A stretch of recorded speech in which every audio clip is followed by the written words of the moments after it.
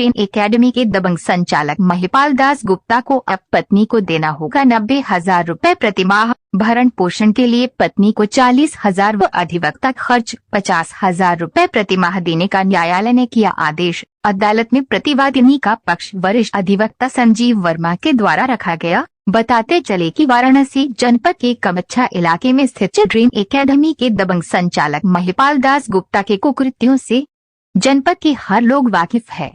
बताते चले कि ये स्कूल संचालक के लिए क्या बहन, क्या पत्नी, क्या बेटी और क्या गरीब मजदूर, ये अपना आतंक समय समय पर सभी पर दिखाते रहते हैं और अपनी शारीरिक जोड़ आजमाइश भी करने से बाज नहीं आते। जबकि पूर्व में इनका बहन, पत्नी, बेटी व गरीब मजदूर के साथ मारपीट का वीडियो भी सोशल मीडिया पर जमकर वायरल हो चुका है, जिसमें इनके द्वारा बहन, पत्नी, बेटी व गरीब मजदूर को मां बहन की भद्दी गालियां दी जा रही है और अपनी बेटी पर चारित्रिक आरोप लगाने से भी बाज नहीं आते। बताते चले कि ये स्कूल संचालक इतने दबंग है कि इनके आगे शिक्षा विभाग के अधिकारी भी बौने साबित हो रहे हैं। ये अपने दबंगई के बल पर बिना शिक्षा विभाग से मान्यता लिए हाई स्कूल की शिक्षा छात्र छात्राओं को ग्रहण करा रहे हैं। इतना ही, इनके द्वारा इसी कमच्छा के स्कूल प्रांगण में अवैध तरीके से होटल बनाने का कार्य भी किया जा रहा था, जिसमें वाराणसी के विकास प्राधिकरण की भूमिका भी संदिग्ध थी। परंतु शिकायतकर्ताओं के आगे वाराणसी विकास प्राधिकरण को भी झुकना पड़ा और इनके अर्धनिर्मित निर्माण कार्य को सील करना पड़ा। आइए जानते हैं कि न्यायालय के द्वारा दिए गए आदेश के संबंध में क्या कहा वरिष्ठ अधिवक्ता संजीव वर्मा ने।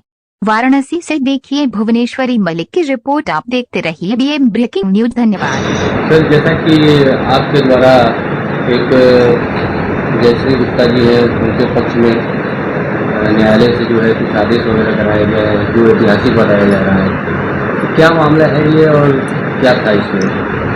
इसमें जयश्री गुप्ता के पति महिपाल दास गुप्ता चिल्ड्रेन एकेडमी के मालिक हैं और उसके साथ साथ इनकी कई अचल और चल संपत्तियां हैं। करीब 4 करोड़ का महीने का इनका नेटवर्क है व्यवसायिक। इन्होंने अपनी पत्नी जयश्री गुप्ता को जिंदा रहते हुए हटा के दूसरी शादी कर ली इंदु गुप्ता से। उससे भी बच्चा पैदा किया, जो कि गैर कानूनी है। पहली पत्नी के जीवित रहते आप दूसरी पत्नी की नहीं रख सकते। और इससे क्षुब्ध होना एक अलग की चीज है, लेकिन आपने पहली पत्नी को न खर्चा देना शुरू किया बल्कि उसके सारे खर्चे रोक दिए। उनकी 2 लड़कियां थीं, उनको आपने प्रताड़ित करना शुरू कर दिया, बिजली के कनेक्शन काट दिया। तब जाके इन लोगों ने न्यायालय में गुहार लगाई कि हमको खर्चा दिया जाए और तलाक की अर्जी दाखिल की महिपाल दास गुप्ता ने अपनी पहली पत्नी से। ये खाने को मोहताज हैं, जबकि इनका 4 करोड़ का नेटवर्क है, उससे ज़्यादा ही होगा। तो धारा 24 हिंदू विवाह अधिनियम ये प्रोवाइड करती है कि आपको मुकदमे का खर्चा, अगर आप आर्थिक स्थिति महिला की ठीक नहीं है तो उसके पति को देना पड़ेगा। तो मैंने विस्तार से न्यायालय को बताया, जो हम आपको न्यायालय के कुछ फैसले के कुछ अंश बता रहे हैं। जैसे इनका चिल्ड्रेन एकेडमी है, चिल्ड्रेन एकेडमी इनका जो है वो बनारस का अच्छा स्कूल है। और इसके बाद इससे 8 लाख रुपए इनका 80 लाख रुपए महीना होता है। सम्राट मार्केटिंग है और ये BS साइबर है, मोबाइल शॉप है, पान की दुकान कटरे उटरे बना के दिए हुए हैं और किराए के रूप में 62,000 रुपये इनको वहाँ से मिलता है। और बड़ौदा बैंक को भी इन्होंने किराए पर दिया है, जिससे किराया 60,000 रुपये आता है। और ये Maharaja food corner, Piaggio water sports का व्यवसाय करते हैं, पिजारिया कैफ़े चलाते हैं, मुगलई नामक रेस्टोरेंट चलाते हैं। तो इससे कुल मिला जिला के 4 करोड़ के आसपास इनकी नेटवर्किंग है। न्यायालय को सारा विस्तृत ब्यौरा जब दिया गया, सारे डॉक्यूमेंट्स दिए गए, एविडेंस दिए गए, न्यायालय ने अध्ययन किया और तब इनको 40,000 रुपया, जिसको वाद व्यय बोलते हैं, मुकदमे का खर्चा 50,000 रुपया अधिवक्ता, मैं अधिवक्ता की फीस के साथ, और 40 लाख रुपया आंशिक रूप से इनको मेंटेनेंस दिया। और अभी तमाम मुकदमे इनके लंबित हैं। बीडीए से ये होटल बनवा रहे थे, बीडीए ने इनके होटल को सील कर दिया है चिल्ड्रन एकेडमी में। तो इस तरह से ये अपना चरित्र और ईमान खो चुके हैं।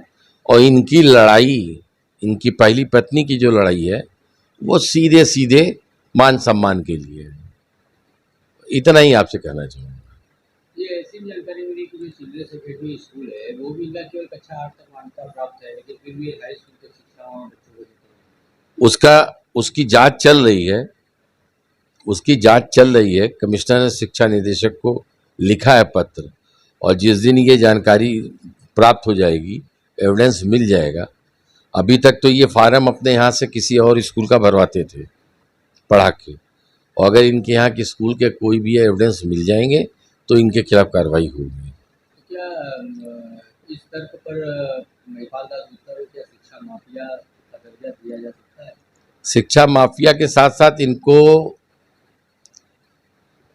अय्याशियों का भी माफिया कहा जा सकता है।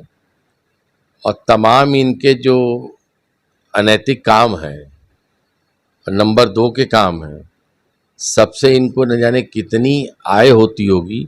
वो तो जो एविडेंस हमारे पास आया है, उस आधार पर पहली बार 90,000 रुपया महीना आंशिक रूप से धारा 24 हिंदू विवाह अधिनियम में पहली बार किसी न्यायालय ने, प्रधान न्यायाधीश या अपर मुख्य प्रधान न्यायाधीश ने पहली बार दिया है। लेकिन जब से प्रैक्टिस कर रहे हैं, 90,000 रुपया महीना कभी दिया नहीं गया था। अब आगे की लड़ाई जो चलेगी तो उसमें आप कहाँ तक जो है अपने पीड़ित वकील के साथ हैं? देखिए, अभी एविडेंस आना बाकी है। एविडेंस, डॉक्यूमेंट्री एविडेंस तो आ चुके हैं। माँ का बेटी का बयान आना है, और इनका कम से कम 10-12 करोड़ रुपया मार्केट पे ब्याज पे चला है, जिसका लाइसेंस इनको नहीं है। ये सोना भी गिरवी रखते हैं, आभूषण भी गिरवी रखते हैं, और ब्याज पे पैसा भी देते हैं। उसका भी हम लोग एविडेंस खोज रहे हैं, और मिल जाएगा तो उसको भी न्यायालय में लगा देंगे। न जाने कितनी दुखियारी और गरीब औरतों का इन्होंने गहना रखा है, और बड़ी बड़ी गाड़ियां, कम से कम करोड़ों रुपए की गाड़ियां रखे हैं। तो इन सारी संपत्तियों की जांच कराई जाएगी, और निश्चित रूप से मानसिक और शारीरिक क्षतिपूर्ति, वो तो एक अच्छी खासी रकम, जिससे अपनी बेटियों की वो शादी कर लें, अपना जीवन जयश्री गुप्ता जी व्यतीत कर सकें। हम लोगों की विधिक रूप से यही कोशिश रहेगी, और न्यायालय हमेशा न्याय करती है, और न्यायालय न्याय करेगी। महिपाल दास गुप्ता जैसे लोगों के खिलाफ, जो सातिर अपराधी हैं, हर तरह से अपराधी हैं। परिवार से ही अपराध शुरू होता है। इन्होंने परिवार में अपराध किया है, और वहीं से ये आगे बढ़े हैं, इसी पत्नी और बेटियों के सहारे, और आज उसको खाने को मोहताज है। लिहाजा इस लड़ाई को हम उनके साथ हमेशा लड़ेंगे और लड़ते रहेंगे। महिपाल दास गुप्ता को सजा कराएंगे हर मामले में, और जयश्री गुप्ता को न्याय दिलवा के रहेंगे।